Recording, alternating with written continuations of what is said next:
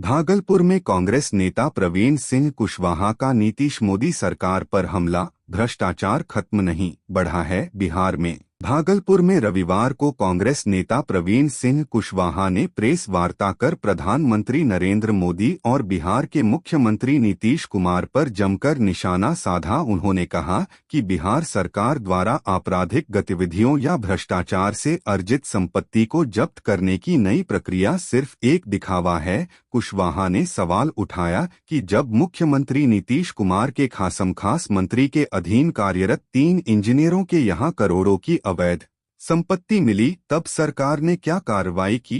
उन्होंने कहा कि नीतीश कुमार यह दावा करते हैं कि बिहार से भ्रष्टाचार खत्म हो गया है, जबकि सच्चाई यह है कि आज भी आम लोगों को अपने काम के लिए सरकारी दफ्तरों में रिश्वत देनी पड़ती है। कांग्रेस नेता ने आगे कहा कि बिहार में प्रशासनिक व्यवस्था पूरी तरह ध्वस्त हो चुकी है। जनता भ्रष्टाचार, अपराध और महंगाई से परेशान है।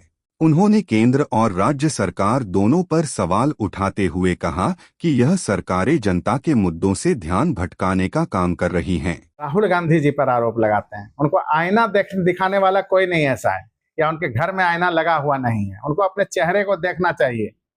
जिसके बिस्तर के नीचे से 3 करोड़ रुपया बरामद हुआ, बिस्तर के नीचे आप लोग रखते हैं 3 करोड़ रुपया, 300, 500, 1000, 2000 सब रखता है तकिया के नीचे। बिस्तर के नीचे 3 करोड़ रुपया रखते सुने हैं आप लोग? रख के सोए हैं क्या कभी? तो गिरिराज सिंह जैसे लोग जो 300 करोड़ रुपए बिस्तर के नीचे रखते हैं, वो आरोप लगा रहे हैं राहुल जी पर।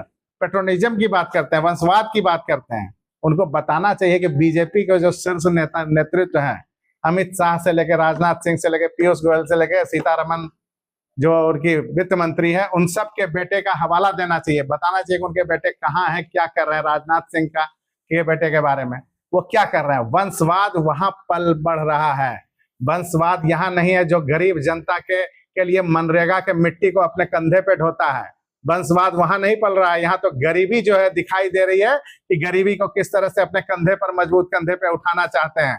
गरीबों को किस तरह से अपने मजबूत कंधे पे उठाकर बेड़ा पार करना चाहते हैं। उनका वंशवाद वहां पल रहा है जहां जय शाह का 50 करोड़ का कंपनी आज 50,000 करोड़ का कंपनी हो जाता है 10 साल के सरकार में। आप इस सरकार के दरमियान बढ़ने वाले बेटे को देखिए, वंशवाद कौन कर रहा है। और ऐसे लोगों को आरोप लगाते जरा जुबान नहीं लड़खड़ाती है। आज ही हमारे एक गृह मंत्री ने आरोप लगाया पूरा गठबंधन पर, कहा कि जंगल राज था। पहले लूट होता था बूथ का, लोगों को वोट देने से रोका जाता था, पहले इतना केस हुआ करता था। आज बताएं वो मंत्री जो आरोप लगा रहे हैं, नित्यानंद राय जी गृह मंत्री, वो आरोप लगा रहे हैं, जो उनको बताना चाहिए कि उस कार्यकाल में उनके ऊपर कितने मुकदमे थे। उस कार्यकाल में उनके ऊपर क्रिमिनल के कितने मुकदमे थे, कितने क्रिमिनल केस थे नित्यानंद राय जी के ऊपर उस जंगल राज के समय। यह बताना चाहिए कि वो मुकदमे कैसे खत्म हुए। ये भाजपा में आते ही दूध से धुले और मंत्री बन के वो अपने सारे मुकदमे अपनी सरकार से खत्म करवा लिए। सैया भय कोतवाल अब डर काहे का। ऐसा काम करने वाली सरकार से यह अपेक्षा रखना कि वो कुछ भी सही बोलेगी और सही जवाब देगी जनता को, ये एकदम नाइंसाफी होगा। इस बात को समझने समझाने की जरूरत है, जनता तक पहुंचाने की जरूरत है। आज जब चुनाव सर पे है तो घोषणाओं की झड़ी ये फिर से इसलिए लगा रहे हैं कि फिर से ये ठगी कर सकें। इनके प्रधानमंत्री के घोषणाओं के बारे में दोबारा कहने से कोई फायदा नहीं। सारे लोग यहाँ उपस्थित सब जानते हैं कि कितनी घोषणाएं की गई और कितनी फलीभूत हुई। इनके तमाम महत्वाकांक्षी घोषणाएं, सात नल जल योजना जो है, आप जाके देखिए कहीं नल चल रहा है। गांव में देहात में आज जाके सड़कों का हालत देखिए, सारा पानी जो है सड़क पे बह रहा है।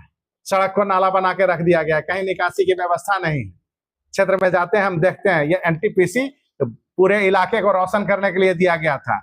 उसके वेलफेयर का काम उसको जो करना चाहिए था समाज के अंदर, वो नहीं कर रहा है।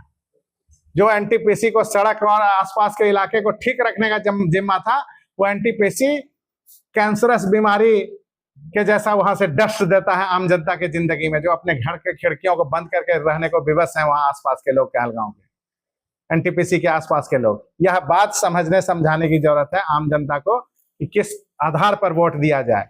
20 साल से आप जिस सरकार को झेल रहे हैं उसे पीछा छुड़ाने का वक्त आ गया है।